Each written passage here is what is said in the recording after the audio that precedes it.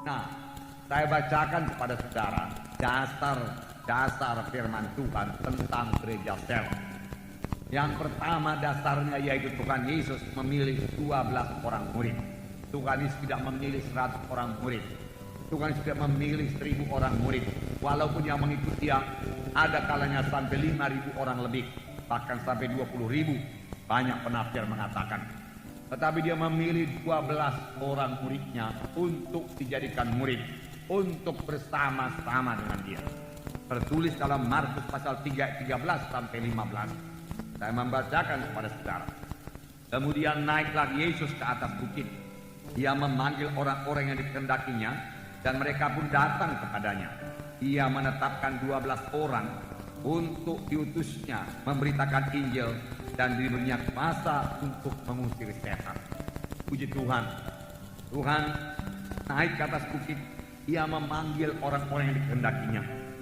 Ia menetapkan 12 orang, bukan pula 20 orang, 12 orang. Itulah dia kehendak Tuhan Yesus memuridkan 12 orang. Kalau kita dalam hidup kita ini saja pun sanggup memberikan 12 orang, sehingga mereka semua mengerjakan pekerjaan Tuhan sama seperti murid-murid Yesus, saudara sudah berhasil.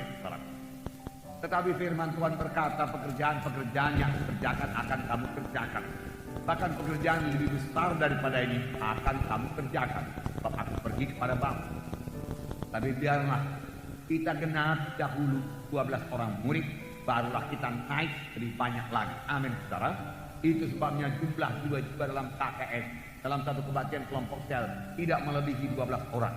Kalau sudah lebih 12 orang, kelompok sel itu sebelah jadi 2. Tetapi sebelumnya tentunya harus ada yang jadi murid yang bisa memimpin KKS. 12 orang kudusnya memberitakan Injil.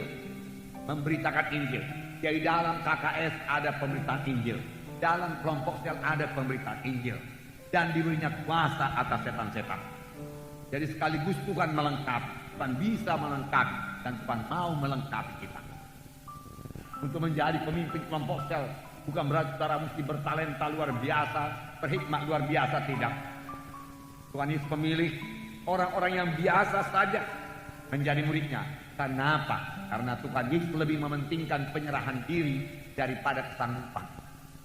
Kesanggupan bisa diberikan Tuhan, tapi penyerahan diri seseorang kepada Tuhan tidak bisa dipaksakan Tuhan. Itulah dari diri kita sendiri. Tapi saya percaya siapa yang menyerahkan diri kepada Tuhan akan diberkati Tuhan, akan dipakai Tuhan, akan dilengkapi Tuhan. Amin, saudara. Puji Tuhan. Kita lihat lagi yang kedua dasarnya, yaitu dari gereja pertama. Sidang pertama bertemu di rumah-rumah.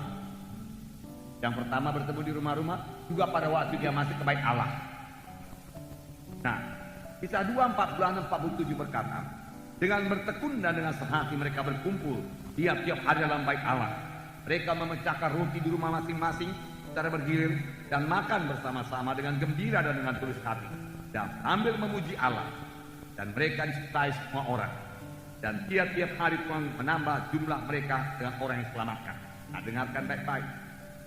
Mereka masih berkumpul di bait Allah. Kita juga masih kebaktian minggu seperti ini.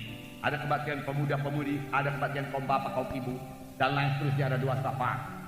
Tetapi di samping itu mereka juga bertemu di rumah-rumah. Apakah mereka perbuat di rumah-rumah? Ini dikatakan mereka bersama-sama makan dengan gembira. Dengan gembira. Amin, saudara. Dalam KKS harus ada kegembiraan. Harus ada gembira dalam KKS. Kemudian dengan tulus hati sambil memuji Allah. Jadi dalam KKS ada pujian pada Tuhan, ada persekutuan dengan Tuhan, ada kegembiraan, ada sukacita dalam KKS, ada persekutuan satu sama lain dalam KKS. Saudara, itu bukan persekutuan doa, itu bukan hanya penelahan Alkitab, bukan. Itu lebih daripada hal-hal tersebut. Itu adalah persaudaraan, keluarga Allah. Amin, saudara. Kisah 20 ayat 20 saya bacakan. Sungguh pun demikian, aku tidak pernah melalaikan apa yang berguna bagi kamu. Ini Paulus berkata, aku tidak melalaikan apa yang berguna bagi kamu. Aku ajarkan semua Semua kuberitakan dan kuajarkan kepada kamu, baik di muka umum maupun dalam perkumpulan di rumah kamu. Dalam perkumpulan di rumah kamu. Jadi sudah cukup banyak ayat saudara menerangkan bahwasanya mereka bertemu di rumah-rumah. Di rumah-rumah. Puji Tuhan. Gereja ini juga dimulai dalam pertemuan di rumah. Saudara. Kemudian berkembang jadi pertemuan besar di gereja, tetapi kemudian kembali lagi ke rumah-rumah untuk kebaktian kelompok sel. Roma 16 ayat 3 dan 5 berkata, sampaikan salam kepada Priska dan Aquila, teman-teman sekerjaku dalam Kristus Yesus. Salam juga kepada jemaat di rumah mereka. Jadi ada jemaat di rumah Aquila dan Priscilla. Ada jemaat, puji Tuhan, tidak heran Aquila dan Priscilla diberkati Tuhan, karena mereka menampung sidang Tuhan di rumahnya. Lalu dalam rumah itu hadir Roh Kudus, hadir kuasa Tuhan, sama sebagaimana rumah Obed-Edom diberkati dalam segala perkara karena yang menampung baik Allah di situ. Yang ketiga, mengapa perlu KKS ini? Ya, tidak seorang pun mempunyai seluruh karunia-karunia Tuhan. Tuhan mau memberikan karunia-Nya supaya saudara minta, supaya saudara merindu. Saudara bayarlah harganya dengan banyak berdoa, banyak berdoa, banyak berdoa, banyak berdoa. Rindu untuk melayani jiwa-jiwa, rindu untuk memberkati sidang Tuhan. Karena Roh Kudus hanya diberikan untuk memberkati sidang Tuhan, untuk kepentingan bersama, firman Tuhan berkata. Tuhan tidak memberikan karunia-karunia Roh Kudusnya kepada jiwa-jiwa yang tidak bersekutu dengan Tuhan, yang kurang peka kepada Tuhan. Sebab dalam menjalankan karunia-karunia Roh Kudus kita harus mendengar suara Tuhan. Untuk itu perlu persekutuan dengan Tuhan, perlu persekutuan yang dicapai dengan doa kepada Tuhan, doa kepada Tuhan. Tetapi tidak ada seorang pun punya 9 karunia.